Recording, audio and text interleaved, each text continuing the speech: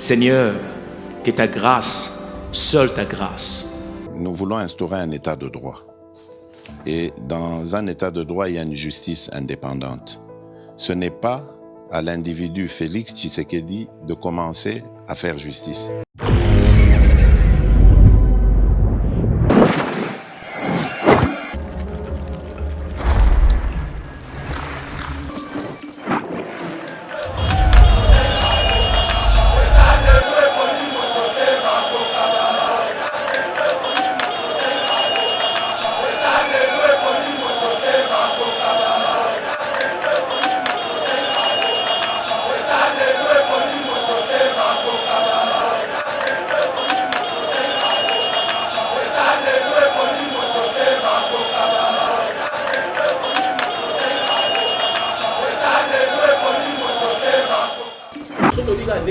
Gouvernement la certes, mais mbongo ebima ki bosona na leki. Toyeba mutu ali ki mbongo wana. Parce que ba boye ko pesa mbongo ko mbongo zo bunga ka bili na cigarette. So ko bili sika bungi. Toyeba nani azo ibaka mbongo wana. Eko ça bien. Mais o mbongo ebimi mutu ali mbongo, mutu mo peto bengi onora, bengi excellence. On ça ba mutu. Mais so moni ki ali mbongo ko répondre ko tse prison il faut attendre la prison. Do tous les pays. Kolala kolamuka. Paul Kagame ki poto. Ake konie o ezana ngomba liboso te ani yango na 2008 na tribune des Nations Unies ani yango na 2011 Joseph Kabila chef de l'État aye konie yango pourquoi Paul Kagame so nie yango maître Sawana Paul Kagame so nie massacre pour son kandimi directement c'est lui le commanditaire voilà yé ata ba bêtise vous avez awana ko balonga likora ba ko ici gouverneur provincial ba ko ici tout ça c'est parce que c'est l'État bénin qui confirme ça. Je vais remettre les confirmer ça comme ça va l'Assemblée provinciale. Nous ça. Ce n'est pas bien au sein de la zone d'issue de Nabilo. Au moins, on doit ça là ça. Rwanda, oyo lelo ba l'exhibition que ba démon. Chaîne nationale rwandaise. Et je l'accès makambo et oyo salami na Goma na bénéfice na biso ba congolais. Mais chaîne nationale ya Congo, l'importance du sexe dans le mariage. Il y a une exception. C'est dit. Une exception de sans théorie ba tu ba yé bien mon pratique. Seigneur, que ta grâce, seule ta grâce. Nous voulons instaurer un état de droit. Et dans un état de droit, il y a une justice indépendante. Ce n'est pas à l'individu Félix Tshisekedi de commencer à faire justice.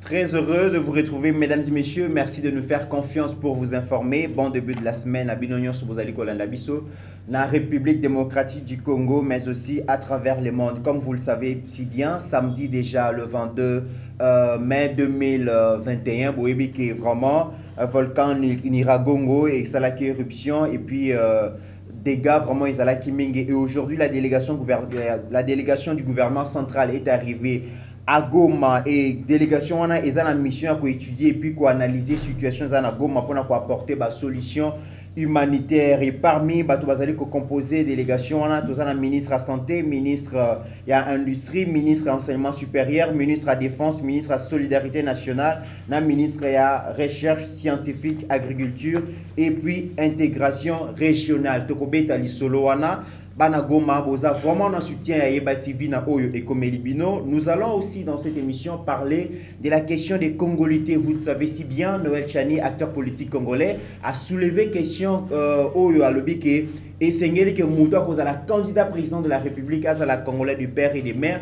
Mais vraiment cette question divise la classe politique, notamment Batouya. Ensemble, parti cher à Moïse Katumbi, vraiment basali ko désapprouvé yango et puis Mouyambo, Jean-Claude Mouyambo P. Aboyango, bandeko à coordination laïque des bandeko ya comité laïque des coordinations, bango pe baboyi yango bapesi ba raison oyo tokolobela yango awa état de siège se porte bien parce que na terrain ba soldats na biso bazali ko bunda makasi 20 villages récupérés 200 miliciens prêts à déposer ba armes ezali ko kene malamu na EPST son excellence Tony Moi ba frappe encore toko bete la bino makambo ezali ko leka na ministère wana mais aussi il y a un ministre à finance Nicolas Kazadi victime ya diabolisation na ba réseaux sociaux quand bien même Kazali ko bunda pepo secteur na e kene malamu autant de sujets toko lobela yango lelo. Alors pour parler de toutes ces questions nous avons reçu pour vous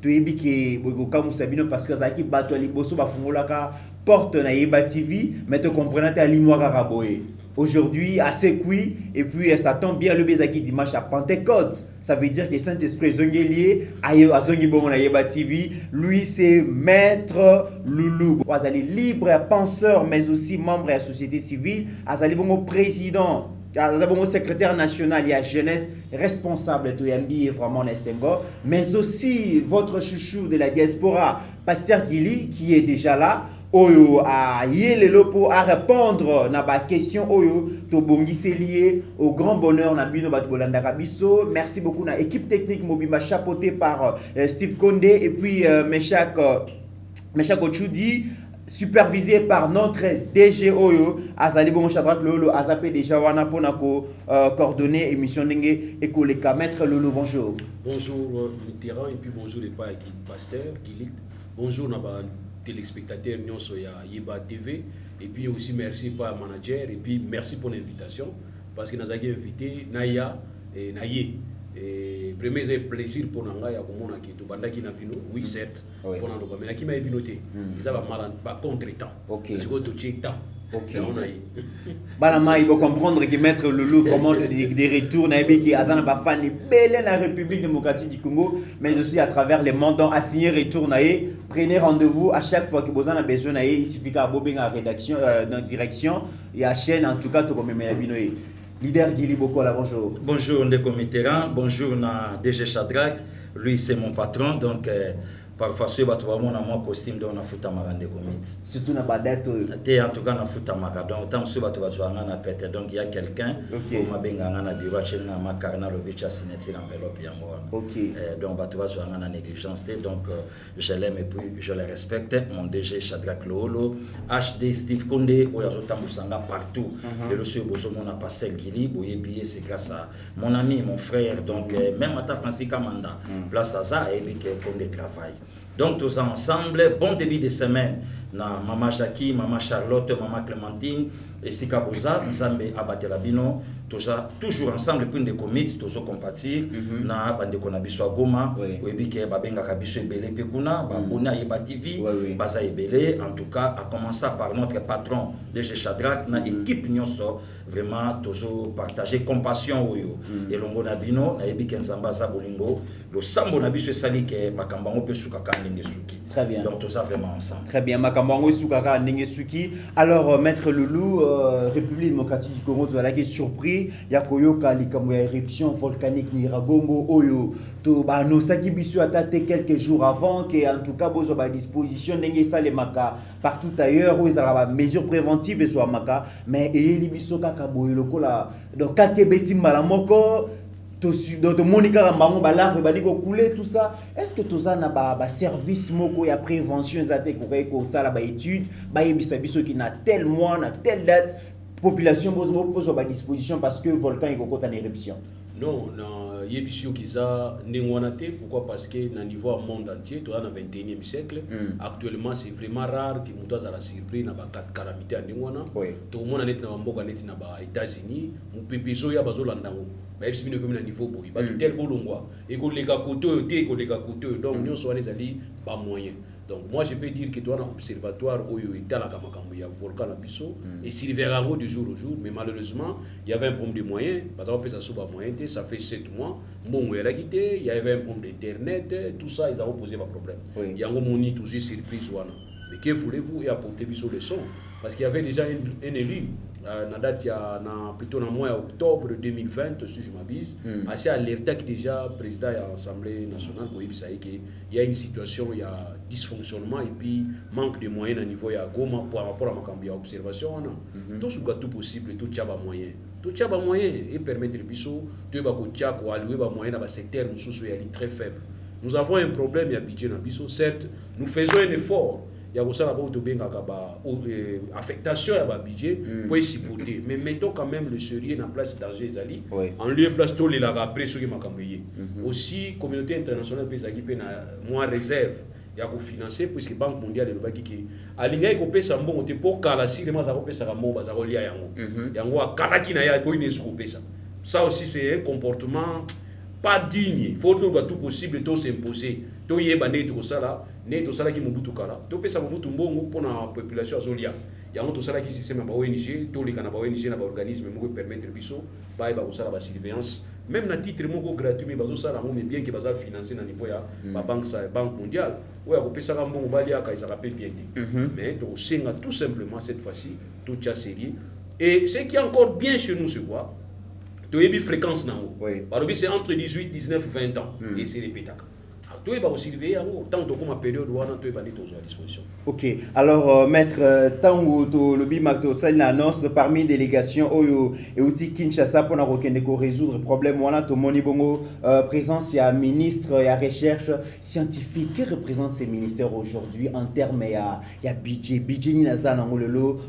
quand on voit ailleurs que ministre la recherche scientifique, ils ont parmi les ministères où ils ont vivifié Mboka, ils ont vivifié nation, mais pas la biso. Yo me repose à la cas, yo me repose à la suite va proposer au ministère des Affaires la recherche scientifique. Est-ce que vous savez là comment? Bon, ce ministère en principe faut allier dans technologie et puis avancer à technologie parce qu'on ne peut pas faire des recherches dans le vide. Oui. Au moins il va dire que dans niveau volcan internet est la guidée. Donc il faut internet pour surveiller climat, comment ils ont évolué. Nous sommes à niveau internet. Oui. Or internet il faut avoir les moyens. Alors au PC mon ministère mais moyens zaté. Ça c'est vraiment regrettable. Donc tout tu as des moyens, tout forcer qu'à bloquer tu as des moyens, tout va bien. Et en plus au-delà, il y a des moyens, ils appellent comme moi sérieux. Surtout tu es sérieux, bah américain va lobby que moyen va payer ça bon, il y a des en fait Banque mondiale et moyen payer ça bon, il y a des pas il va bon. M'a payer ça 2 millions et mais projet fallait sous en juin et que juin l'année passée, je pense bien et que le gouvernement fallait à continuer. Mais le gouvernement l'année là. Non. Surtout dit que le gouvernement l'année là certes, mais mbongo il m'a qui sona na liakia. Toyeba mtu aliaki mbongo wana parce que ba boye ko pesa mbongo po mbongo zo bunga ka mili na cigarette soko bimisi ka bungi toyeba nani azo ibaka mbongo wana eko sana bien mais mbongo ebimi mtu alie mbongo mtu ampe to bengi honorable to bengi excellence après yango zo vimsa ba mtu mais soko moni alie mbongo pour répondre pour coacher prison il faut attendre en prison pour botoler pe biloko comme ça mtu a comprendre que ko yibe za mabe mais pas na biso ya li mtu ayibi bo bengi honorable à côté on va nous signer prison pas signer les prisons 20 ans. Mais 5 millions na ezana parler. Parler na EP ali. Azolia bien, azovi mo kolega. Parler na EP ali. Ba beti projet oyiba, bi na oyiba ba okanga ba bilo betira. So mo fandi 20 ans de mo fandi na kito ozwa 2 millions yo. Donc nous avons signé na ye à l'une 2 millions continuer prison. Alors ba doit ndenge wana to landa bango koti prison to boto le biloko. Et même il y a beaucoup de à côté prison mazotonga ba chantier zo mata mais kolo na wana prison là ikutu na osenga même na ba konzamboka ba tumusunde comité là ba kanga yake de prison te ba kangi mamu yibia ye yo maître tout ça bou bon ça va OK non makala te va na yo mais to kangi ka ba bien c'est ça to botoli to te ba bloqué belé allez vendre na yo confiscation parmi les sanctions ça tout le monde en côté malheureusement na dali délégation moi personnellement je voudrais savoir tina ya décentralisation parce que nous avons connu un problème au niveau ya bana basangana qui bazoze la chef de l'état oui bana ba yeba quitter que chef de l'état zaki pembe na ba izaki gouverneur dans le cadre de la déconcentration il y a pouvoir le chef de l'état est représenté même au niveau quartier oui par les chefs du quartier. Donc ça dit il fallait gouverner à qui n'est pas bana il sabana qui bo luka nani oto luka Félix Tshilombo Tshisekedi ngayo yo ne Félix Tshilombo Tshisekedi na ko yo kabino poto zo solution le gouvernement qui gouverneur a quitté chef de l'état tini message et si bango ke boza muzonga ba parler boza la calme na ozo ba disposition message wana en différé bana ba yo kiango mardi nit ba yo kiango le 5 bana ba panzani le 4 Donc bana ti bazo panza bango les 4 ba éviter que le chef d'état ça répondra qui les 3. Oui, ça va moi bana bazo parler. Ça aussi c'est un problème parce que quand nous parlons de la décentralisation, ça veut dire quoi? Tozu pouvoir to ramina au permet na ba administrer. Qui veut dire que bah attribuer nyonso ya pouvoir central et ça dit représenter na niveau province. Donc moi je me dis au lieu que les gouverneurs, les ministres pas se déplacer ba qui ne président mbongo. Oui. Bazo mbongo wana ba pesa na po baza kuna. Très bien. Zimbongo, bon ça là, sous regard na biso, on peut ça biso rapport et vous allez bien, ministre scientifique, ministre santé, ministre EPSP, ministre. Pourquoi que ça la nini kuna, ministre EPSP, vous éteindre ça. Vous ça la nini. C'est un problème que le gouverneur provincial, les gouverneurs, les autorités provinciales peuvent faire mieux pour dépenser biso mbongoté. To pesa bango musala ko sala, parce que bango elo ni basala, ba fani ba osala le côté. Pour nous faire la bêtise, mais pour nous faire la mission au bâtir les gouverneurs. Et ça c'est net na kin bon, pas bêtise sur les gars qui sont quoi toi là. Mandat où est mandat ya président. Très bien. Si quoi place to ben na président ko bisa yeke betara likofi. Parce que Kala tant que y a na décentralisation, nous avons donné tous les pouvoirs à l'entité provinciale. Pas ça la moussa na bango. Mais na réforme ça na qui en 2011 réforme masse na biso ya FCC bazu pouvoir nyonso bazoni ça pas président Kabila comment il a facilité à dissoudre même assemblée provinciale a comment il a facilité même à révoquer même gouverneur ba on va quand ça ba otika la bila maman ya longwe mutasa na ngombo kuzana c'est qui dit faut ça les yango au moment ba banon di maté moloba biloko bandaka ça les yango ça dit pas ça les yango ko mona ki ba kosonga na nzela ata ba bêtise kuzoyo ka wana ko balonga likona ba ko ici gouverneur provincial ba ko ici. Tout ça c'est parce que le chef d'État maintenant il confie dans message. Jour à mettre il confie dans message comme ça va assemblée provinciale beau ça là. Ce peut bino ça été dans zone dissoudre na bino. Au moins on doit ça là parce que moi je peux pas comprendre chaque jeudi bozo ko ça la gouverneur vendredi bo chez Asika, jeudi zo ko justifier vendredi bo l'instabilité va se créer et puis le mandat du chef de l'État tant ils ont les chef de l'État. Très bien maître Loulou. Alors leader Guili Bokwala ozana ba fan et belé na Nord Kivu na Goma. Mais samedi, vraiment, maman a problème. Tout le monde est s'entasser dans la frontière. Il y a Rwanda, Kima. Dieu merci, catastrophe. Ils allaient vraiment dengue de s'attendre dans le les comités, d'abord, merci. Na Zolobake, Yeba TV, tout ce qu'on partit, na bande Konyonso, Yagoma. Mais n'a pas maman Mokesima. Au moni, Makambo et Salami, Bible le Baranabiso, et le Konyonso Yokuta, il faut et servir des leçons et des témoignages. Pourquoi le Salami? Namalamu Nangwezani. Bon, Nangambu Nangwa Mabe, et Ngelo Banin. Ne commit to fanda na yo na plateau, Mokonzambo Kasali voyage à Liboso na Kigali, à la Tamokasa. Congolais na mayele na ye ya koleka. Akangi kaka bashosira bakonzi photo tala muninga lati boye yo lati boye yoka niveau akangi kaka kumba encerclé alati chaussures sans chaussettes yekuna lati bo asuki wana ayebite ke oye sabo ayebite ke oye sabo to sauter OK mokonzamboka komi ayebisi Paul Kagame ngana yo tokoleka d'ailleurs avant yo il y avait un Juvenal Abiyarimana et ala qui n'a pas Pasteur Bisimungu. Avant Ngaï, il y a là Joseph Désiré, il y a là Joseph Kassavubu, il y a là Laurent Désiré. Après Nganayo, ba konzimsu bakoya, mais ba frontière na biso et ça censé éthique à la boye éternellement. On lui a traité de tous les mondes en mboka oyo. Asobanga Paul Kagame, akolo babongo ndenge nini, pourquoi ya kolo bana ebongo, boy na boy. Ne commit na lobakambo bakosela kamukolo likambute. Kolala kolamuka Paul Kagame ki poto.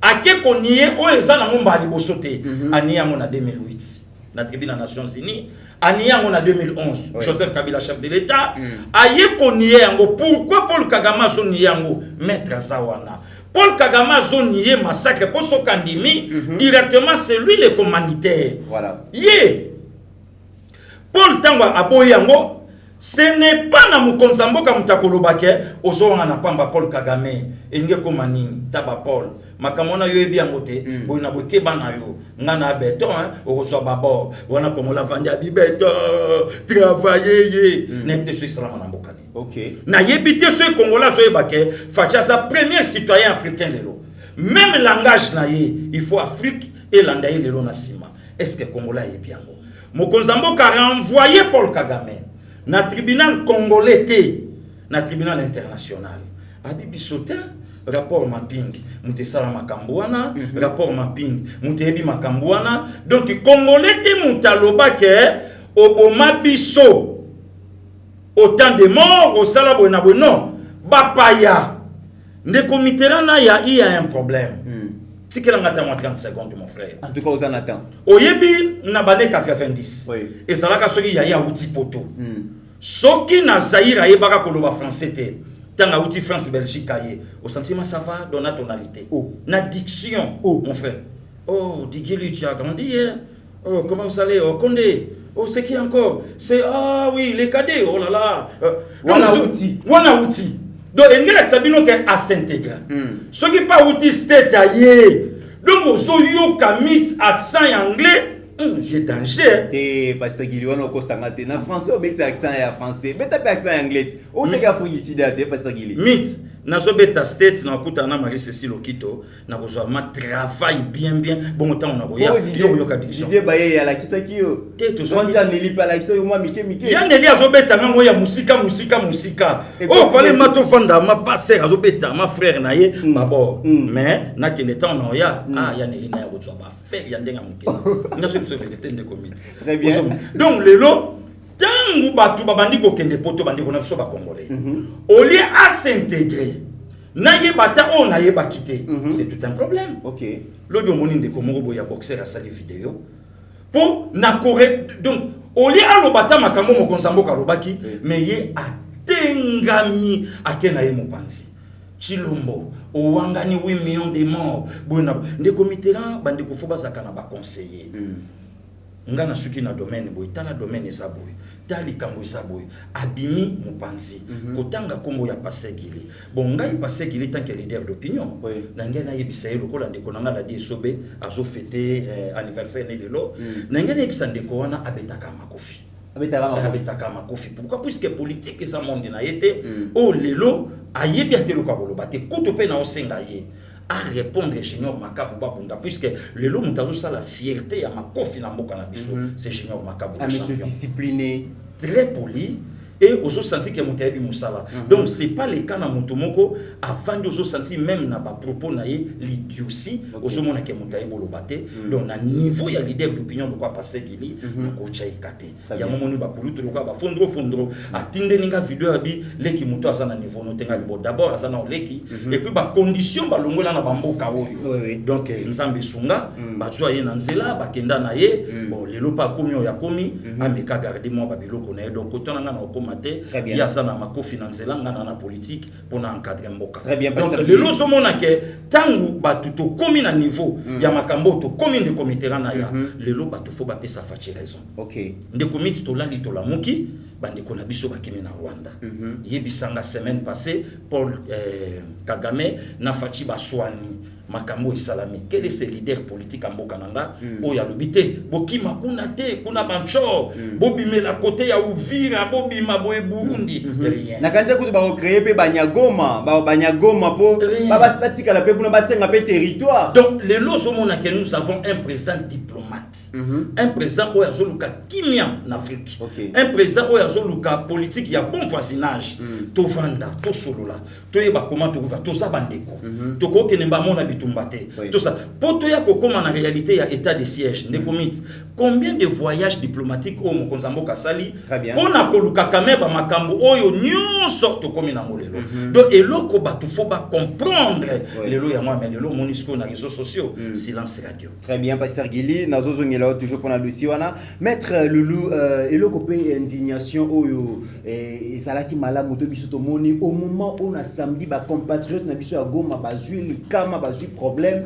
tous en souci to ba makambo ezali ko leka kuna to landa vraiment à la une mais notre chaîne nationale la RTNC bazali ko diffuser une émission les avantages du sexe dans le mariage. Donc biso ba congolais to se réfugier na chaîne 24 donc France 24 poto landa makambo ezali ko leka kuna na pite soki ozalaki pe ozaki indigné le rolangai.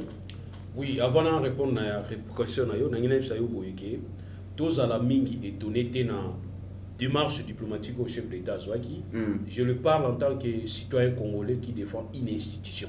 OK. Parce que l'institution, c'est le président de la République. Oui.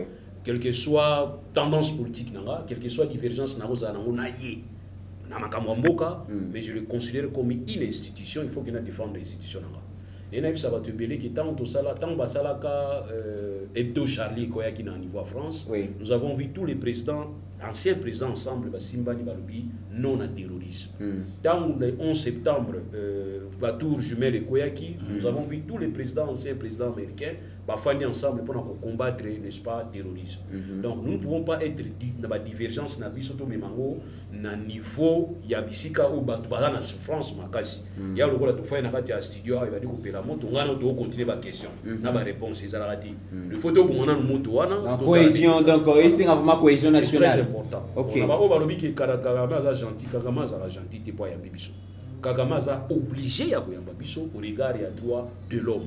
Parce que nous avons ce que nous appelons droit international humanitaire, où il y a qu'on s'applique plus dans la période de la guerre, et puis on a le droit de l'homme, où il y a qu'on s'applique pendant la guerre et pendant la paix.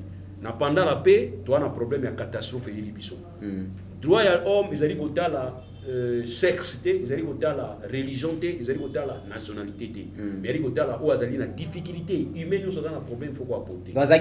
Il n'avait pas le choix. Donc il est obligé. C'est comme Bissot tant de Yambara Bangonta Bazaro Sala Bitumba na Bango Yabondeko entre ba Outu na Batutsi. Tant de Yambari Bango, tous ont obligé à Yamba Bango. D'ailleurs, Bissot de Yamba Bango avec des risques. Ils sont venus armés, trop armés. Nous étions obligés de go Yamba. Tobo Ibabi, non, faut Yamba Bango. Au regard à droit de l'homme, faut Yamba Bango. Nous étions obligés à Yamba Bango. Donc il n'est pas gentil. Il y a hospitalité na Bissot. Tous sont victimes. Mais ce qu'on par rapport à il était obligé. Aussi, comportement à Kagame Lelo, c'est un provocateur. Il est venu provoquer pour Azwa un répondant. Il y a Azwa qui par rapport à Mouzé. Tant que Azwa provoqué, Mouzé se répond. Mouzé Yambi Madeleine Orbrat a une femme qui me donne des instructions. Donc, vision, considération à Mouzé du Banda, il débat déjà.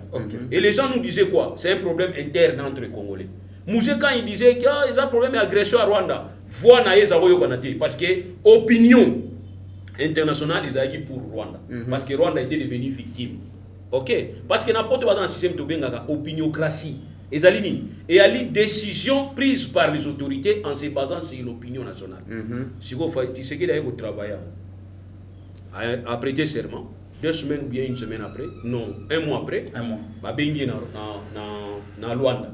Parce que la comédiateur, il y a un conflit entre Ouganda et Rwanda. C'était impossible. Nous avons une expérience avec la présidente, mais bah bengi est comédiateur. Au fait, réunion on a fait ça Manakin. Paul Kagame a Yanakin, Museveni a Yanakin pour la réconciliation na bango. OK? Mais batali petit moga mukia yega mikolo te pesa bien te. To benda na Rwanda comme ça la comédiateur. Mais au fait le médiateur principal c'est Tshisekedi. Parce qu'ils ont senti à lui quelque chose au batoiseau découvrir. To yeko comment on a problème même période, c'est la Zambie qui nous attaque.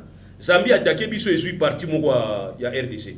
Nous moi personnellement je suis jeune. Je m'attendais à ce que Minduke est là, elle est là kaka. Il y a diplomatie Zambie est kinda bi mundu ke betate masa se betate Zambie akanga bisaka ye moko akenda conflit wana ici là ben descend siga salemate donc voix wana et sali que Léo Tshisekedi comme on a parlé premier vice-président de l'unité africaine période wana il doit comme président la classe comme président il doit avoir des langages et ces langages doivent bouger opinion nationale tant que bouger opinion nationale pour lier et européen et les gens doivent comprendre une chose.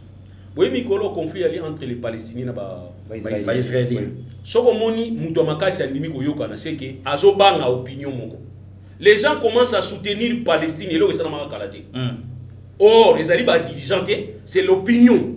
Les Français vont faire la marche pour soutenir les Palestiniens. Batel va dire non. Tu peux ça conseil pas Benjamin Netanyahu. Tu peux ça que ceux qui opinion n'a comme contre biso. Donc on va soutenir. À négocier. Négocier, il y a un moment qui est négociation.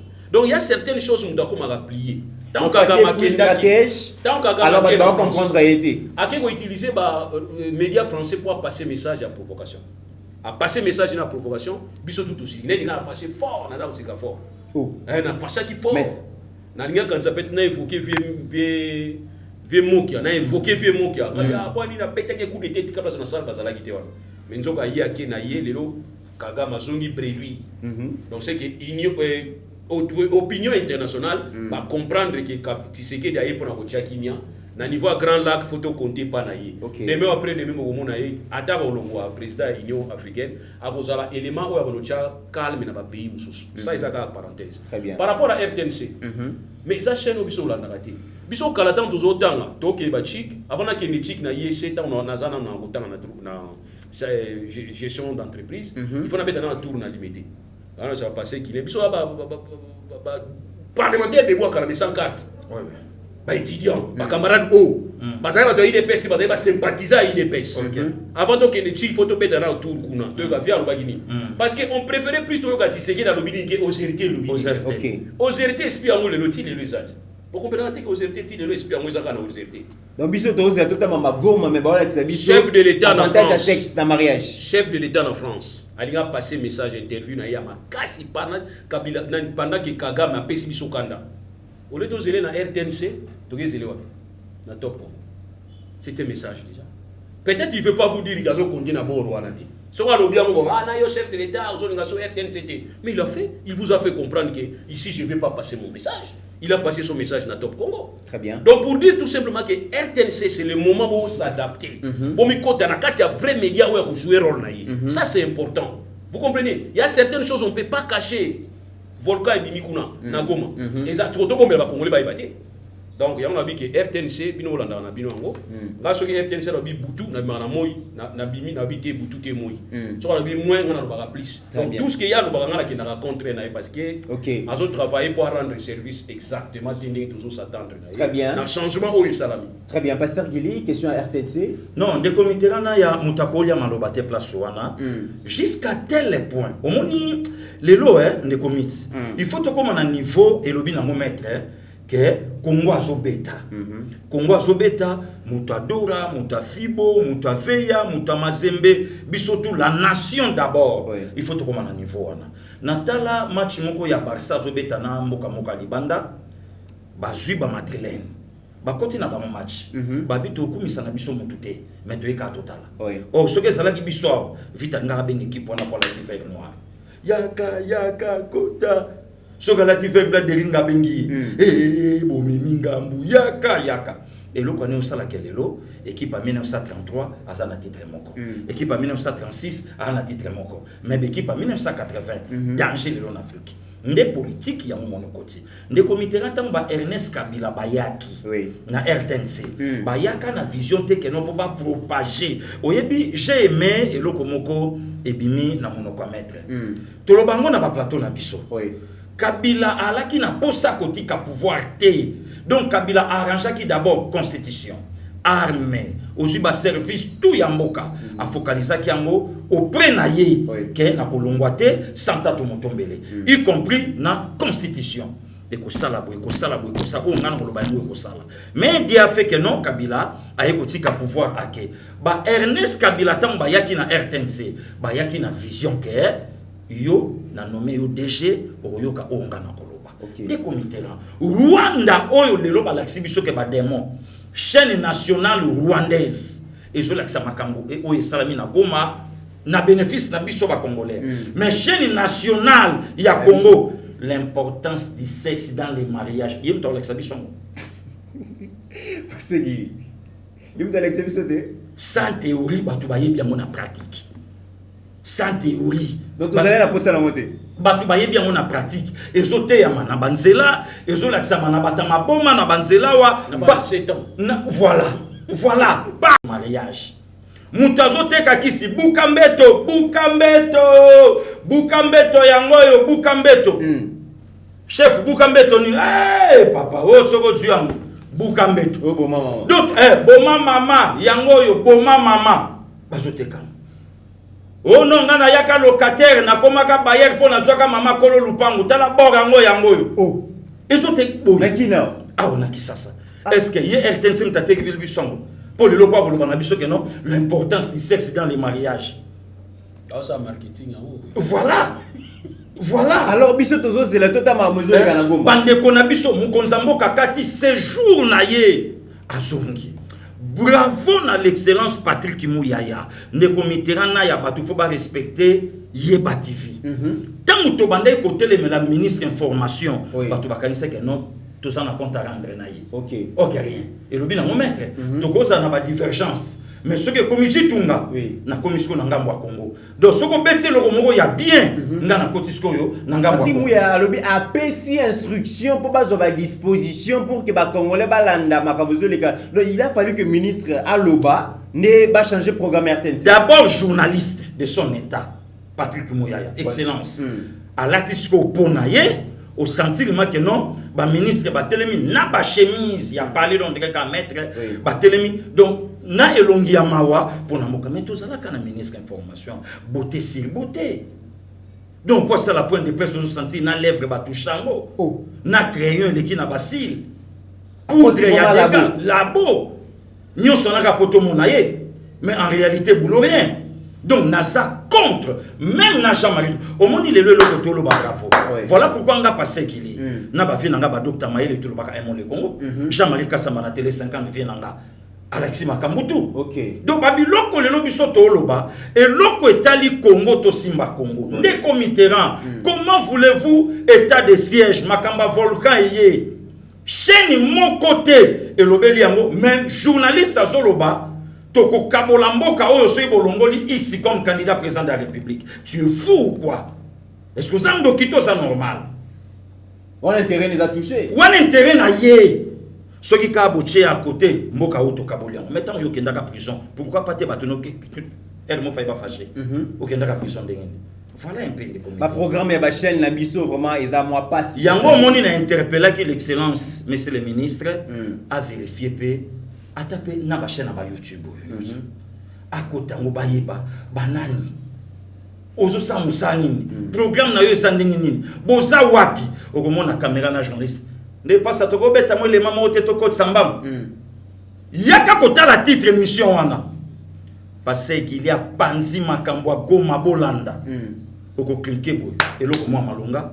On a lobi na kati kuna et ça na moni sondage pasteur Gili na babi chaîne moko elanda maramingi na Kinshasa awa na kotanga kombo chaîne wana te balobi yango ndeza chaîne la plus suivie mais soko landi chaîne wana balakisa kaka côté néfaste ya Congo côté néfaste ya Kinshasa bakuluna bakati mutu machette bakati mais aspect ya malamu ba valeur ozaka na Kinshasa balakisa raté mais chaîne wana chaîne la plus de comité rana ya nazo pesa proposition moko kitoko maître avocat aliawa ba tout temps musu ba tuanga na pete o leloté na ça même na ko je dis que ça na sima oui donc maître Loulou garantie na yo bazali base belé ngo betelo te base belé na beta plan de comité rana lokola IGF bimaki inspection générale des finances parce qu'il est pas zone na sala loi moko to bando ko mango to kotsango inspection générale pour na kotala mitu ya bateau lelo bazana kati ya ba cabinet na kati ya ba département na kati ya ba ministère donc il faut donc inspection générale voilà ya compétence et y ezotidie na sima ministre banani bazakuna OK il faut to yeba est-ce que bazo travailleurs bana ba compétence est-ce que bazana compétence à kosala na cabinet il faut to yebango to kota na makambo wana parce que le ministère de finance dossier wana ministre aye maire na palais a vu petite sœur na ye mwana maman na ye chef directeur à cabinet pona moni osaba je kuna loko comme ministre et comme na mo bureau basi cha yekuna donc mutasa secrétaire à ministre wana petite sœur à madame donc na maman moko mwasi abato ayaki kwa sola na ministre ou bien na DG teno baloba makama malam le chef ne reçoit pas. Non, donc dans le modèle, on a réponse. On dirait qu'il y a une bambanda. Ce qui est quotidien na bureau, 10 minutes, les cas comme beta bateau. Bino quand ça logo la DG bien ministre, et tant parle pas, nous allons comprendre que nous on a belle sœur. Mbala montant na bima ben yaya. Maman moi ça na bureau on a mais ben na semeki. Ministre au solo na mutu makambo mboka yo kaka rappel. Ozana nani amoko. Ko saka na ngate bimisa nki. Pasteur Gili. Ko saka. Makambo zo légal mboka na biso. Na so senga. Ko saka na ngate. Ko saka te na koma kuna. Au mon bon madame merci.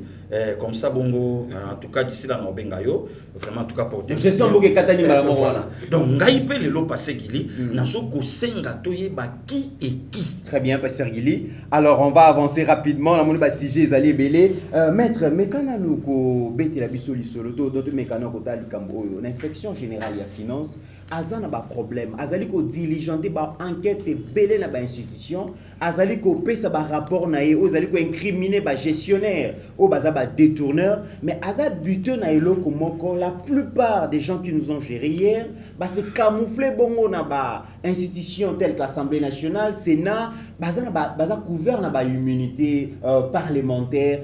Ce qui fait que moyen justice c'est ça Moussa na ngwezati yo za tozu chance ya opportunité koza na moko ya ba imibeko ya ya mboka oyo yebisa biso na likambo détournement on bazali ko opposer yango bongo na immunité parlementaire. Qu'est-ce qu'on peut faire finalement pour résoudre le problème wana? Dans le 18 constitution de le 18 février 2006 na kati a exposé les motifs et puis biso ba recommandation to ba préoccupation majeure il y a constituants parmi lesquels Nagotanga Izali impunité, c'est-à-dire lutter contre l'impunité.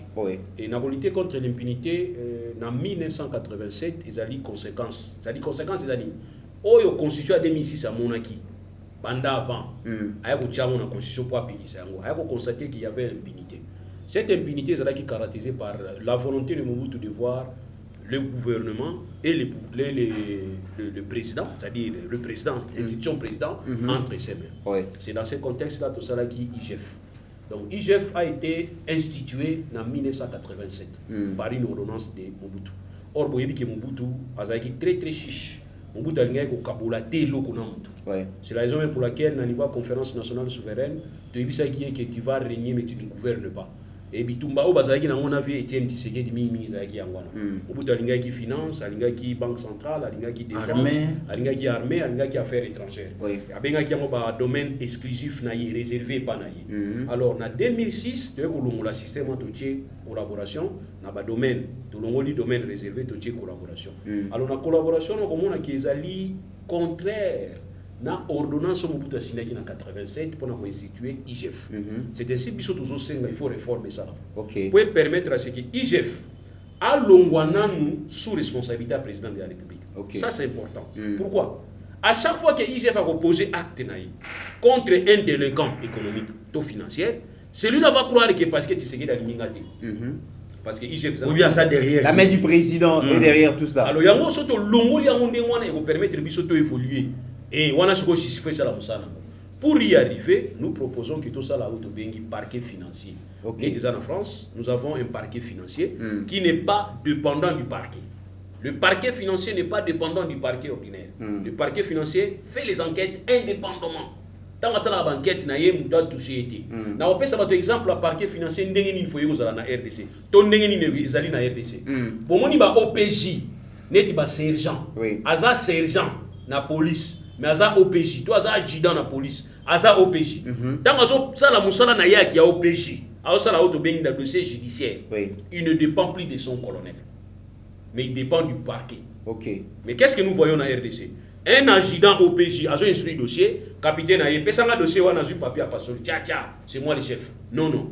Quand un OPJ pose son acte dans le domaine de justice, dans le judiciaire, il est indépendant. Il ne dépend que du parquet. Il ne dépend plus de la continuer à colonel. En France. Alors en France, ceux qui parquet financier ont posé des actes, ils sont indépendants. Ils dépendent de parquet, mais ceux qui rapportent la civil. Ils soumettre à parquet pour permettre au parquet à fixer le dossier pour la poursuite.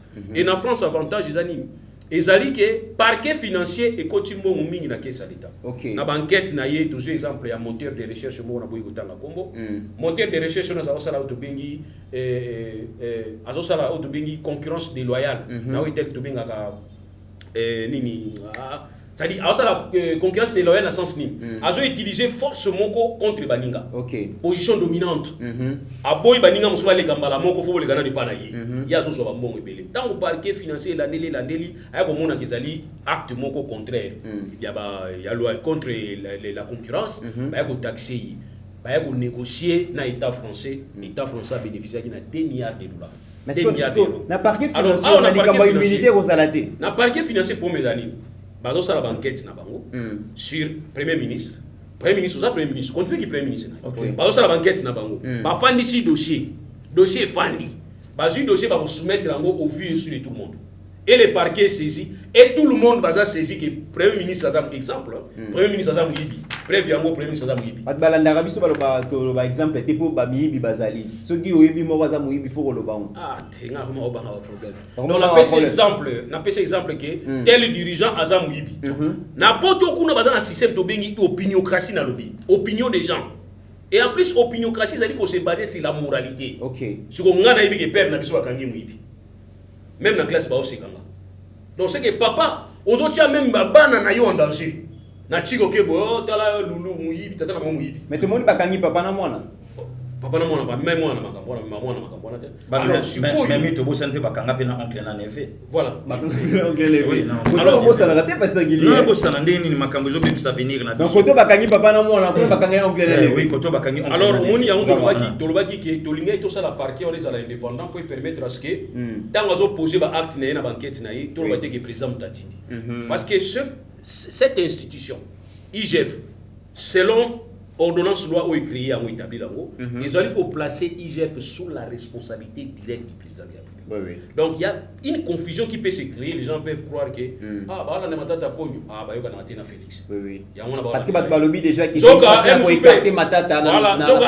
les faits sont petits. M ça est solo que moi bilinga salamaki, mais à partir du moment où IGF est sous responsabilité à président et peut s'impressionner. Très bien. Or Mobutu na kosala loi wana ayebaki ke gouvernement ezayaye président ezayaye et mutu akobangisa mutu akozalate c'est ainsi na bito réformer to tia ba loi qui permettre à ce que tous ala lelo na monde lelo que mutu doit se mettre au-dessus de la mêlée tala Mobutu mutu zo pesa démocratie ozolela na tout le Mobutu alela pourquoi ozo pesa ba delo ko mala ozolela.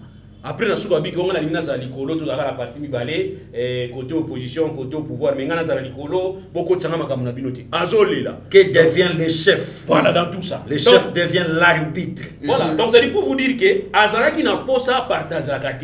Mais les autres comme un régime à partage. L'IGF, c'est un outil, il y a audit supérieur, il y a gouvernement. Or, qui dit gouvernement, c'est une institution qui est différente du président de la République. Très bien. Alors, les deux institutions est formé pouvoir exécutif. Ils ont travaillé ensemble. Alors moi je crois peut-être qu'il faut mettre une loi pour instituer IGF, pour réformer en haut, pour permettre à ce que contexte aux gens les lois de collaboration et ça la mis en vie, que tous a toujours une loi à Kala avec un esprit à Kala Mobutu, mais dans un nouveau corps, c'est comme si on a dit Bilamba Sika. Très bien. Voilà. Merci beaucoup, maître. Pasteur Guili, c'est rare, il y a comme une inspection générale et la finance. Bah, féliciter, bah, encourager gestionnaire moko au sommet. Donc, dans la tête, c'est le ministère, tout le monde IGF, a féliciter maître Tony Mwaba, excellence Tony Mwaba, n'andenge a augmenter bongo bah frais de fonctionnement de l'école, à l'objet ça bah initiative moi vous allez encourager. Non, des comités là, je pense que maître asa clair na ba propos na ye fongoli biso moi ba bilo kebele auto e bakite en fait elo que zo déranger ba dirigeant na biso et ça d'abord le combat volonté volonté yebisanga avant na simba na no ministre ya EPST puisque lelo ko bosana te kombo na ye ezotanga makaka na première session donc ne bandeli ya course asa parmi bateau déjà basa na tête d'affiche sauveur à gratuité par rapport ya travail na ye ndi comité comment voulez-vous te vendre na mboko na premier ministre Augustin Matata? Vrai ou faux ordonnance à Bukangalonzo et Zalaka signé dans le gouvernement naïe? Vrai.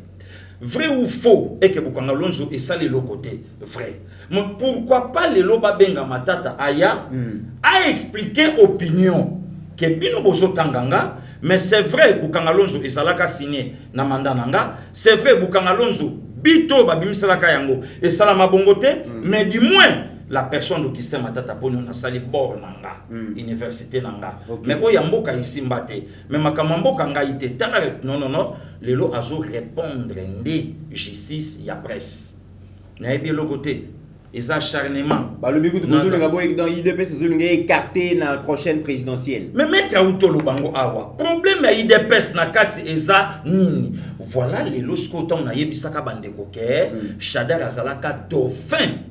Il y a Kabila te. Il y avait 4 as. Na 4 as soit na Matata Pogno ale na 4. Yebisanga le londe komitera. Nazo sala contre poite. Nazo sala contre campagne te. Yebisanga mal lelo même na Kindu. Quel est ce Congolais ko kende na bulletin na ye abwaki na isoloir au Augustin Matata Pogno.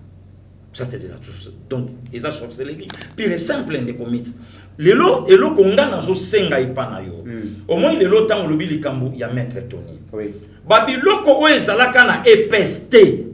Oyo toye baka ngote. Oyo peuple aye baka yangote. Maître Tony ayeka kozongi sango na place. Oh. Ba pièce ba nego zanga pour que le ministère on est pour la bien. Ba yo kozongi sango. Nde comité na ya. Lelo quand même tolobi yango plusieurs fois. EPST et ala qui dirigé na triangle. Le 2 bakanga bango na makala. Mais mon patikala secrétaire général. Okay. Même attendre mettre ça. Papa sa secrétaire général, moi na sa numéro 1, il y a ses copains. Moussou soit comptable. Moussou comptable. Donc ba porte clé. Yebisanga le long de comité rana ya to vandi ndenge to vandi. Ministre EPST à Salongwa. Il a affaire il y a 3 ministres basi balongwa, mais ti lelo basa na même mise na EPST. Empire. Yebisanga lelo mit to vandi boy na kata EPST. Mbongo oyo balakaka balobaka bakopesa te pour gratuité sa piétiner d'abord 1 et de 2 pour batu ya mauvaise foi batu volontaire mabe ba na kati lelo yo Banque mondiale abimisi mbongo azo financer EPST par lobby même à ta pension ya ba enseignant ngai moko moto nation en charge 90 000 retraités à cause nini à cause ya changement ya moto oyo bache en tête à EPST a memi mon pépé ya sika likambo ya EPS na kati wana eza nini. Et puis ce que j'ai aimé pasteur Guili balobi les syndicalistes soutiennent quand même le ministre par rapport à dossier il y a suspension il y a secrétaire général tout le monde qui est syndicaliste bazara toujours divisé. Mais cette fois-ci tout le monde ba syndicaliste faut pas s'en d'accord pour puisque ministre azasko même afina bango bango babundela ka ba enseignant parce que ministre azo bundela ba enseignant parce que bango sko ba hotelemele pourquoi voilà maintenant l'harmonie na kata EPST au travers le gène Tony Mwaba au passe na pour sa vie au passe na pour sa mbongo azana mwasi azana marié azana bana azana belle famille azana ba mi connaissance mais le loso mona quand même que non la nation d'abord ne commit na ngai na parachité na motuna no loko moko ngai passer Gili na zo singa na lobaki loko lelo moni batu lokola ba docteur Mayele ko so mutuna ye un médecin de son état mais le lopi ba coach directeur à cabinet a tapé par fapeta msusu ya président de la République.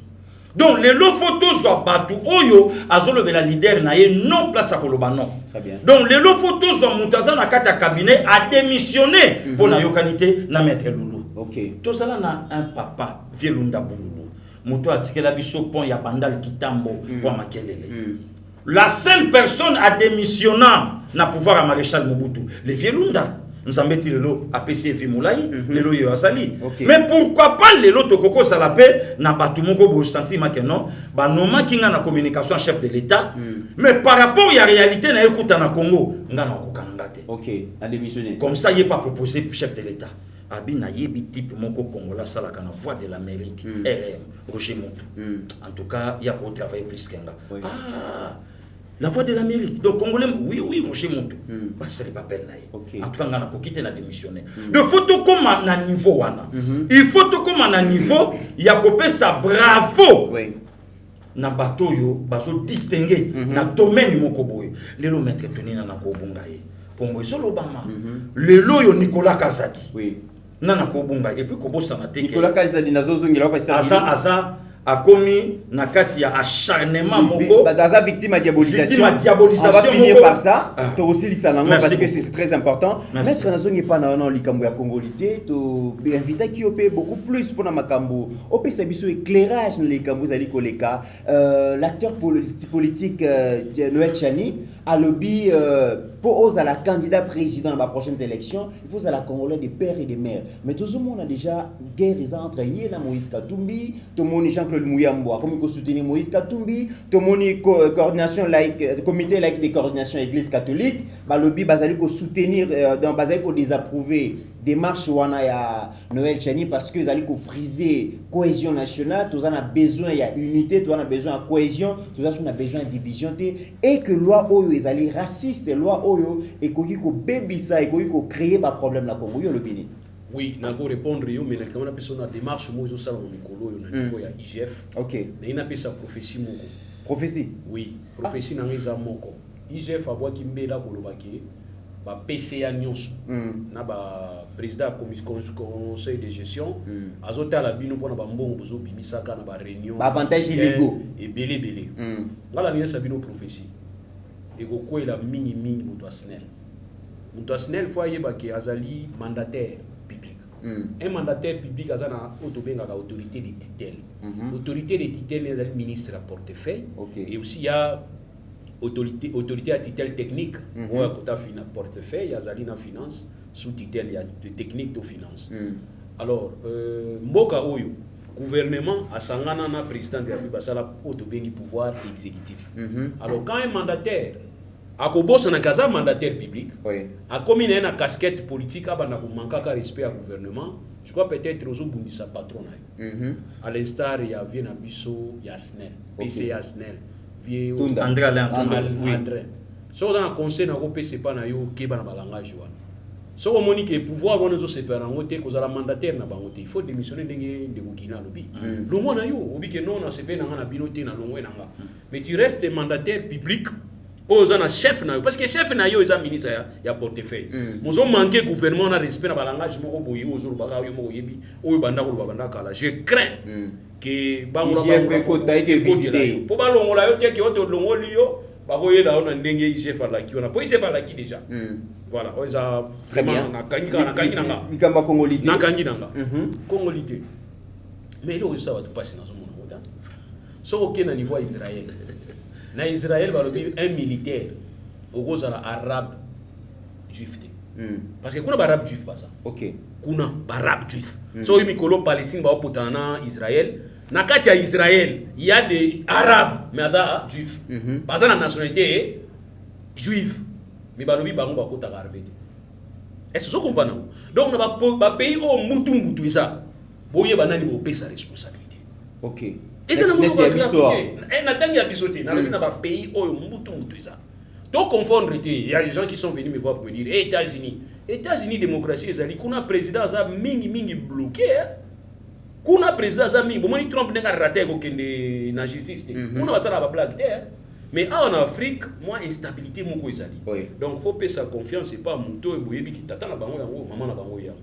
Alors il poser problème té na yoki bande ko musuba tomboki ko yebisa bino ke on peut aussi mourir sans être président et rendre service na mboka na yo. Bon ba limbazara président.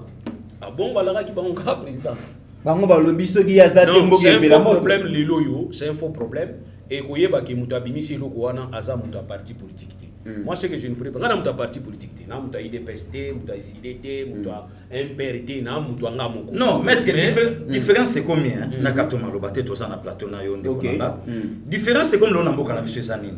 Soko lobi eloko moko ya malamu. Pona mokonza mboka. Ba taxer yo, non, il y a école nanu. D'accord. Après il y a école mutu ya IDPS. Et na suka chalelo. Donc ndozo mona esika mutu taxé. Babi Noël Chanez a utilisé par l'UDPS, par le président de la République. Mais temps on a pas d'accord il y a recensement na mboka. Olanda nga na musika, batretanga de tous les mots. Mais tant le loba ko valider ngo donc nazo ka moi et le que ça va tout passe. Donc nazo c'est le kamalo. Merci beaucoup. Parce que Babi Noël Chanez a utilisé par le pouvoir pour écarter certains candidats. Non, loin de là. Moi je crois peut-être Moutouna Moutakoyana proposition à loi Koya Outika. Tout ça en démocratie. Ça la débat. Ça c'est une opinion personnelle à Gianni. Et on nous a montré un argumentaire contraire. À Tchayango, c'est simple. Mais du moins quand on dit la nationalité congolaise, ils ont un compartiment. Toi na nationalité d'origine, toi na acquisition, c'est-à-dire par mariage, acquisition par adoption, et ça va forme par sol, c'est-à-dire tout ça ils ont définir Moutouna Moutou. Mais balobi pour nous la président. Zala nous nyonso congolais, porteur congolais, commerçant zala na. Mais pour nous la président, préférence moko ezali. Pourquoi? C'est parce que nous sortons une instabilité en Boka. Israël andimakate soda azala arabe juif. Nabi bien juif mais arabe. Israël andimakate. Donc ayebi pourquoi andimakate? Biso peto yebi pour andimakate. Il y a toujours un problème ezala na simawana. Yango lobi ke poto fongola yango te, yango moni batu ba bomba ki dossier wana batia mon frigo balobi to c'est la tango to koma moi bien. Pourquoi est-ce que la RDC a opté qui pour exclusivité et unicité ya nationalité. Vous devez vous poser la question, il y a une histoire. Qu'est-ce qui s'est passé? Nous sommes colonisés par des Belges. Des Belges a suivi sous protectorat deux États, Urundi na Rwanda. Annexé on a RDC. Alors, les Belges, pour ça qu'on quitte RDC, c'est là qu'ils n'ont pas bandakala. OK. Tant que moni qui va comme une tendance à regarder les Belges vont préparer déjà. Balobi non, ba to yo soto bito tika bango boyo za bien te. To créer instabilité. Or pour créer instabilité, il faut te permettre à ce que comme tu as sous protecteur, tu as na Rwanda na Uganda, na Burundi bazaki sous protectorat na biso, to créer moins perméabilité à frontière. De manière à ce qu'à chaque fois que l'élection est ça à niveau RDC, awa, bango bako ya na bango pe, bako soutenir pe mutu na bango. Ça c'était la crainte. Et cette crainte-là, ils ont tellement trop que bah infiltration c'est la marathon. Il y a un moment bah période moko bah Rwanda bah yaki mingi na bah mouvement. Bah yeko ko mata bah comme yo pesa biso nationalité. Biso nyo so bala moko. Boya ka par ka, bah boy ka par ka. Biso ki boko bah bakenda poto bazana poto. Est-ce que on groupe neti bah ba kota na espagnol. Bah kota ma boko pesa biso nationalité espagnole. Non. Bah ko kende ka par ka mutu ba utiliser ka na yep ka par ka. C'est ce que nous avons demandé na ngamu na biso ande na biso. Mais ça la gimbe monati. Yango moni constituant pour la exclusivité na unicité. Banani ba candidat bazo utakuna ayako pesa candidat na RDC mais d'origine rwandaise ayebi ke nazana kati ya zone oyo ba originaire nga bazali to pesa moi valeur et pas nga po ba voter ngai na koma élu na compte na bango on a soit parti ayako sala bo balobi un candidat wana na loi électorale période ba 57 58 et là il soit moi zo landa mingi makasi balobi un candidat oyo afandi pendant 10 ans na RDC sans absence. C'était une façon qu'on cassait ba o ba utaki na ngambo na ba kota na RDC ba pesa ba candidature na ba. Et ça une façon qu'on cassait ba. Donc moi ba ya susuboye ezate. Balobi ke e congolais o azana nationalité kaka moko. Or bango soko ye koto yo s'identifier comme rwandais au continent kati kuna ba yebi ko étranger. OK. Mais ceux qui te pensent que on a nos Rwandais, on a nos Congolais, on a nos Belges, on a nos Français, mais les bango ba kota ebele mais peut-être les RDC to ba les loti. OK. Il y a une moni histoire. Il y a kocha unicité na exclusivité ya nationalité yango wana. Maintenant la question est posée.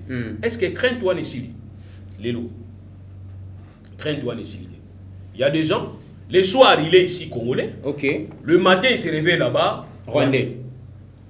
Il y a des gens, à l'ongwe Rwanda, il y a na RDC comme Rwandais, tellement mesani lingala ebi swahili ebi lingala awa yi makamnyo so awa, il devient congolais.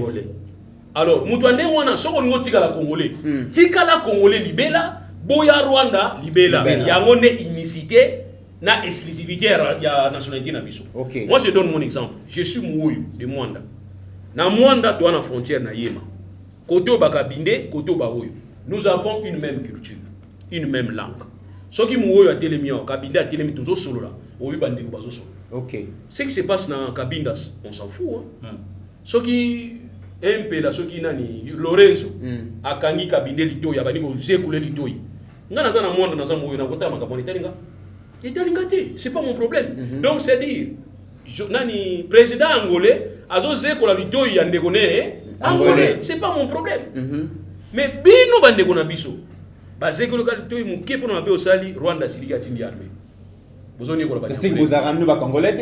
problème. Il y a des nationalité. Et ça tellement explosif. Pour la nationalité aussi, il y a un avantage, c'est quoi? Mobutu a bien un bateau. Ok? Il y a des gens qui ont RDC qui poto. Période de Kabila, Mouzé, na période de Mobutu. Afin de 40 ans, afin de 45 ans. Sur le Maboti, n'est-ce pas? Tant que Maboti, il ne faut pas qu'il y ait une classe. Il ne faut pas qu'il y ait une classe pour les Congolais, comme les Zaïrois. Il ne faut pas qu'il y ait une nationalité belge.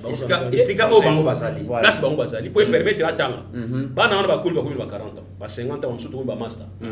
Si vous avez ça, il faut y aller. Il va venir ici comme étranger ou bien comme Congolais. Oh, on a des vrais Congolais qui ont la nationalité. Très bien. C'est ainsi que le lobby, donc il y a un malé. Ok.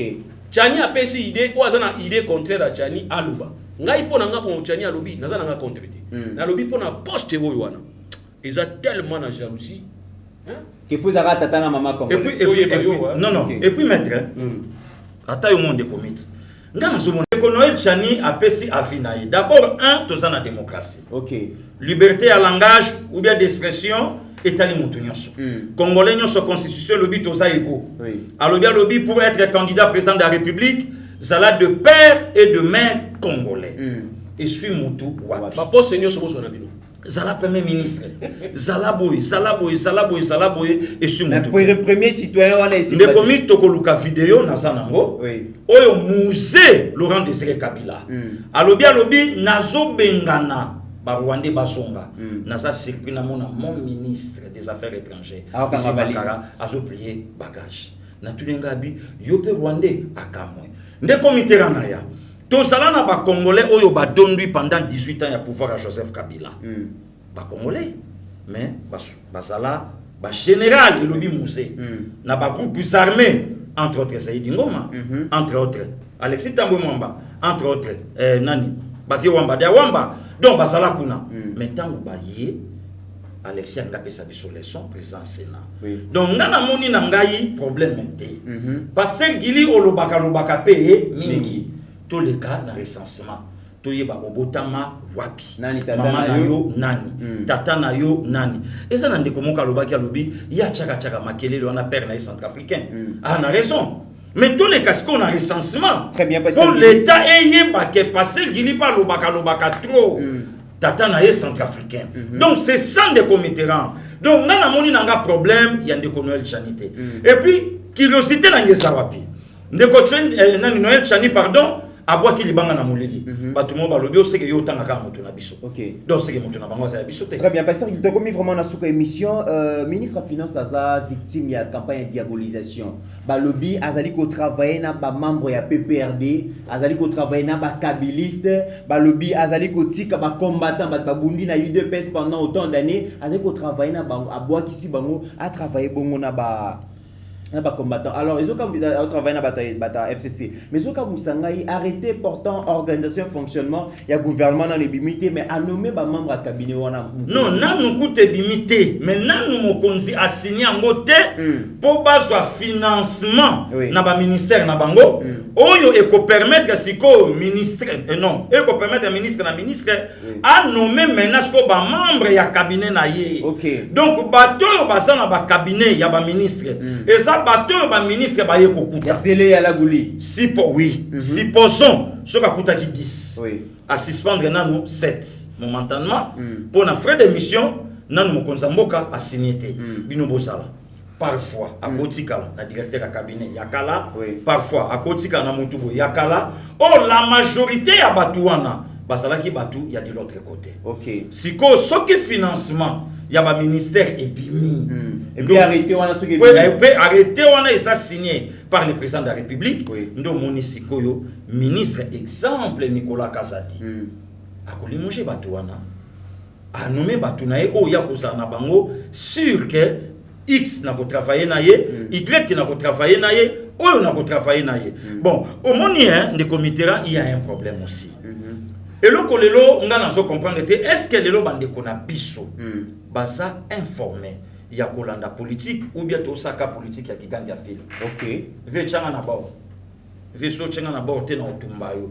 Pour le on a qui ne comment sur otumbi mutuna émission lelo, lobitambu babengi batune batoba. Matindelié pour les qui qu'on a pu sur le quoi bichanase. Ou bien parfois politique wana. Puisque na minute tout ça, il faut tout comme appeler na politique ya méritocratie. Ngaza kata idepes ba compétent baza ebele. Entre autres cas ba ministre o ba bimisiko, ba Yves Bukulu, ba Tony Mwaba. Donc ba te belé ya mayele bazali. Très bien. Toucha na sei. Omoni et là, comme sous sokolo ba mona rang, c'est bien bon. Et keye. Mais yo quand so betiango, mais européen adversaire arme. Abetasko oyayo. Alors sans le savoir que si na opesa arme yo, muta obeta oyanga. Est-ce que muto yo so vilipande sikoyo? Parcours na ye. Oui bien mo. Parcours na ye poya ko komani sikawana. Yo yebi. Et puis ce qui est bizarre aussi de commetteran. Toti kanabiso ko la combat. Mutu na mutu akozala rémunéré na combat na ye, na force na ye, na ba capacité na ye. Lelo yo na kobo ya excellence maître Tony Mwaba. Tout monde y awa na problème à EPST. Muto ya bimisi nidité ya EPST. C'est maître Tony Mwaba. Donc il a mérité de commit. Il y a beaucoup malon na place. Il y a aussi des combattants. Ozomona. Lelo ba travail ba béchole ba osala ba prestation. Hein? Aussi ba leki nanga Benjamin Mwana Suka. Ozota la leki azo bimisa mayele eza niveau na été. Ba sa ebele. Donc lelo ton ba nomination et ko salama. Ba ko benga pe Benjamin Komipe chargé de communication dans le ministère de la Finance. Donc au moni campagne de diabolisation par rapport et puis ce qui est bizarre ba vidéo zo bimami ça tout et puis na ba propos différents. Donc ezo la ki saké ils en a pas tout monde ba osa na sima pour diaboliser. Or lelo de comité yoka révélation. Au moins lelo ba ministère le quoi ya finance. Et ça pour moi mon konzamboka. Ils a trop technique. Voilà. Et ça va n'importe quel ministère. Non. Et aussi un bateau du domaine ba yebi masolo. Est-ce que lelo bato balandi parcours to ba yebi parcours ya maître Nicolas Kazadi. Est-ce que bato ba yebi parcours na yi? Toute sa vie a toujours na rayon ya finance. Et puis depuis maréchal Mobutu.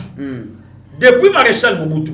Donc c'est pas quelqu'un oh lelo ba ye ba ramasser ba pesier kaka place non. Alikana babade, alikana ba FMI, titi. Donc azam muto ti mo konzamboka et puis kobo sanate de comité ba de kofo ba yeba.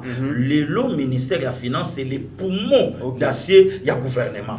Donc lelo ba kopé ça n'importe qui té. Non seulement ba kopé n'importe qui té, mais yepé ministre ya finance a occupé ko n'importe qui té. Ba collaborateur oh ba ko à réussir. Voilà. Après peut que n'importe qui te aboa kaye kaka na ministère boponga passer gili abunda bo ubia loba et le ballon donc ata mutu na acheter bunda me rosala salate. Mais est-ce que naza na compétence ya kozala na ministère ya finance? C'est ça le problème des comités na ya. Vous comprendre. Donc et le ballon ya nanga de la patrie à papa chéri, nous devons respecter les gars qui ont vécu. Merci beaucoup. Donc Nicolas Kazadi baza bato ba mériter kozala na isika wana o basali. Alors tout devoir bango respect. Voilà. Mesdames et messieurs, vous avez compris que tout comme vraiment na souka ya émission par rapport à la campagne de diabolisation, il faut savoir que arrêté portant organisation et fonctionnement gouvernement et bimina noté ba ministre baza na droit ya nommer na ba membre ba cabinet na bangote baza obligé sinon contraire à travailler na ancienne équipe ya bozo mona ke ba ministre bazo travailler na ba membre mususu ya gouvernement ya cabinet ya ilunga c'est tout à fait normal ce qui a arrêté biminde ba composer gouvernement par rapport à choix ya ba membre ya cabinet et ça cabinet ça fait privé les ministres donc asa censé travailler na bateau à ba moi l'aise bateau pas permettre que à réussir alors combattant c'est bien bon mais il faut aux appels ba compétence pour permettre à ce que république ait bénéficié na basali pebele de comité ba combattant oyo basa pe na compétence basali donc ya kozala na ministère boye ya kozala na cabinet boye ya kozala sika bo basa ebele donc tu mon akabande ko ide pesa batele makawana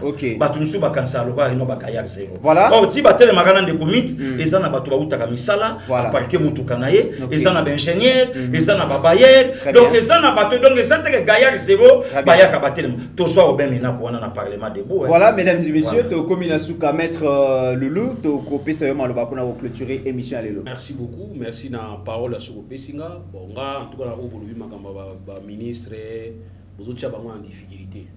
Bozotia bango makasi na difficulté. Muto ba boujarati ça muto aza administratif, un fonctionnaire à l'état, agent public de l'état. Mais quand je suis nommé ministre et que naza na cabinet nanga privé, il faut naza na cabinet nanga privé. Donc voilà en tout cas na bo convaincre ngati botila ba ministre ba sala ba oya bango ba bosa. Moi je peux pas comprendre que na ministre de la finance il y a un problème parce que na mboka na biso to kabula ba ministère par rapport à parti pour appartenance à parti politique. To ebika la ministère wana ezali ministère réservé na PPRD. Les lois siko muto akomi na za muto ya parti mususu. L'obliger à travailler na bato ya kuti ya PPRD akala, ça va créer des problèmes inutiles.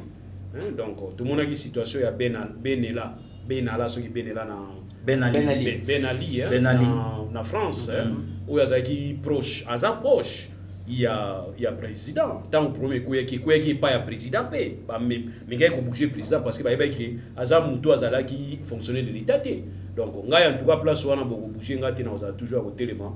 Un ministre doit être tranquille. Moi, je ne peux pas comprendre un ministre n'a pas qui tu peux secrétaire car la ministre was aller boussoana.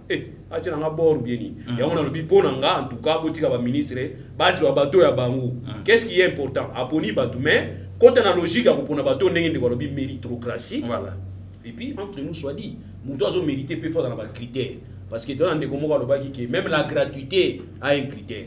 Toi, la gratuité et l'éducation en RDC, ce n'est pas les enfants maliens, les enfants ougandais, les enfants dans la RDC qui bénéficient de la gratuité. On a place dans le la gratuité et l'enseignement, c'est pour les Congolais. Donc, si on a Congolais, critères dans le Congolais. Et puis, autant en RDC, voilà les critères. Donc, pour nous, en tout cas, on a toujours un oui. Il y a une déstabilisation, il y a un ministère, il y a un document, papier, il faut signer lundi, mais il y a le dimanche. Tous ces années, nous avons confiance dans la donc, moi, je reste moi. Pour vous dire que le ministre va nommer, si vous avez confiance, vous devez trahir, vous devez annoncer parce que c'est un cabinet privé. Ils dépendent de vous, et ça, et ils ont répondre dans le premier. Mais aujourd'hui, si un secrétaire général, directeur de la fonction publique à Salimabé, et vous touchez le ministre parce que ça agent l'État. Mais oh, ce qui est là que moto yanga na qui conseiller mon à charge il y a stratégie nanga à compromettre dignité nanga ça tombe sur moi. Il y a un but en tout cas nanga pour ça tout possible pour dans la mesure du possible et qu'il n'aura de soi. Ministre va nommer au lundi remise des prises les mêmes jours proposé par tout ça non même provisoirement. Ba koya ko ça les pas ministre.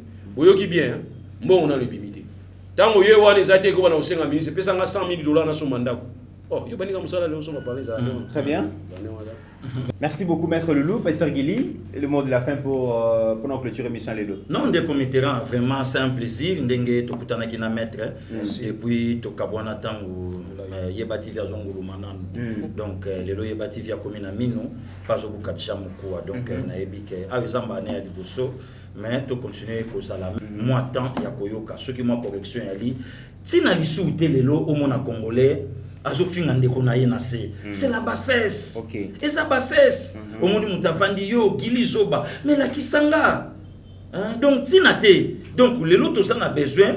Ceux qui likamwamboka au sentiment ba congolais to sangani to beti loko mongo ya bien to bimisi comme ça mutu na mutu azongi siko na pona ye ba biloko ezoleka na ba chaîne na biso na ba Rwanda oyo kaka na ba Côte d'Ivoire oyo kangote mais kaka na ba chaîne na biso a Congo ndo moni kongola ofinganga ndo moni muta o critiquer ndo moni muta o lobabo donc tout tika biloko wana moment otokomi neko ato vandi na France 10 ans bakunda papa wemba na kini na Congo yana nga shikito mushashino yebi bakunda viao place fando me botika la ya mindele donc c'est le moment de penser ce qu'on a mboka to yeba comment to ko to mboka comment to ko to mboka na biso comment to ko sa eloko moko ya malamu matondo na bino ba Sylvie Wayengo matondo na bino ba Chudabis baladi mvula production nzambe abatela bino sika bozali biso to zaka na kata mboka to ko ba musana biso.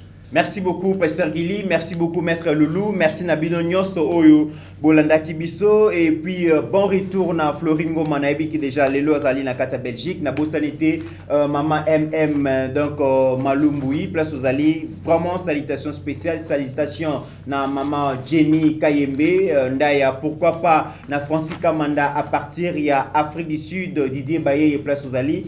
Vraiment, salutations spéciales. Et aujourd'hui, je vais clôturer cette émission en saluant spécialement mon DG Shadrach Loholo quand je vois la date, aujourd'hui, les 24. Donc, quand je vois qu'aujourd'hui, c'est le 24, donc DG va comprendre. En attendant, mesdames et messieurs, portez-vous bien, car chaque jour est une vie. Seigneur, que ta grâce, seule ta grâce. Nous voulons instaurer un état de droit. Et dans un état de droit, il y a une justice indépendante. Ce n'est pas à l'individu Félix Tshisekedi de commencer à faire justice.